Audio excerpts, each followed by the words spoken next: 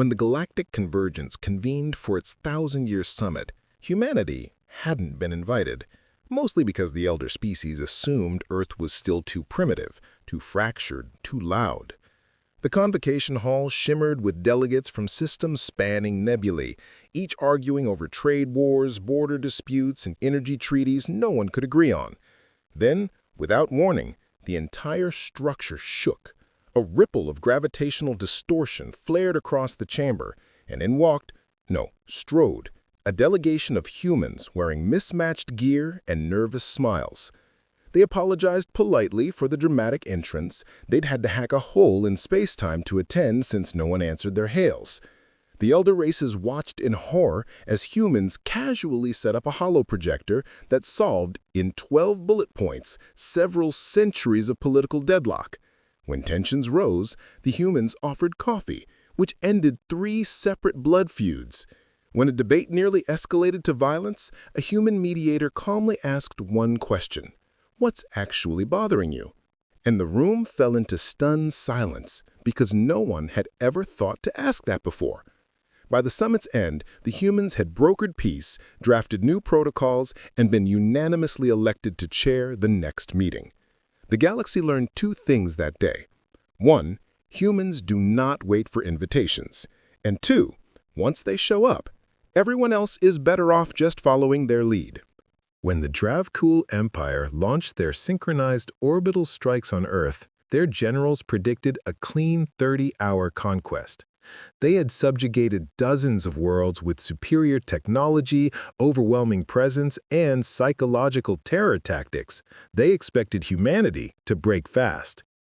Instead, communications officers began reporting impossible things.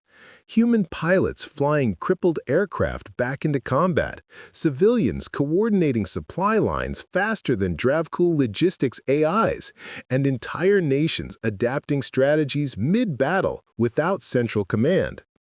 Worse, captured human soldiers kept escaping, sometimes within minutes, sometimes in groups, sometimes in ways so clever the Dravkul started triple-locking everything.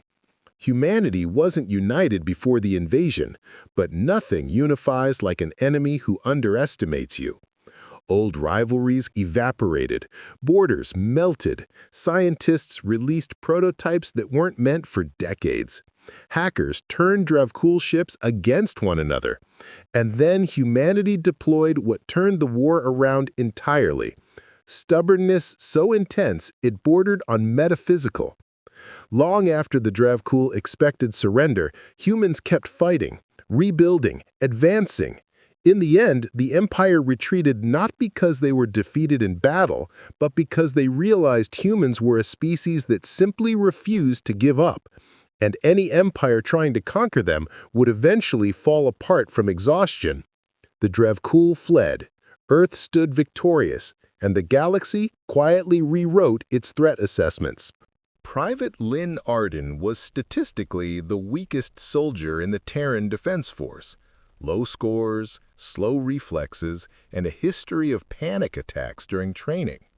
But when Lynn was stationed on a joint base of mixed species, things took an unexpected turn. An alien cadet fell ill from a pathogen no one could diagnose, and Lynn, too anxious to follow orders incorrectly, began asking questions. Lots of them. Annoying ones. Questions about enzyme systems no one reviewed, atmospheric contaminants other medics ignored, and energy fluctuations the engineers shrugged off. Lynn connected dots because they weren't confident enough to assume someone else had. That saved the cadet's life. Then it saved the entire outpost. Then the neighboring colony. When an interstellar plague began spreading across the sector, Lynn's relentless curiosity pieced together the origin and solution before the experts even formed committees.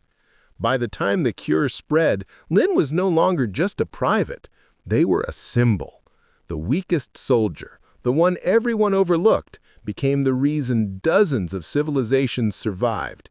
When asked later how they did it, Lynn simply said, "I just didn't want anyone to die because I stayed quiet." Generals, scientists, and diplomats across the galaxy would forever remember, Sometimes the strongest ally isn't the loudest, the fastest, or the bravest, but the one who never stops trying to understand.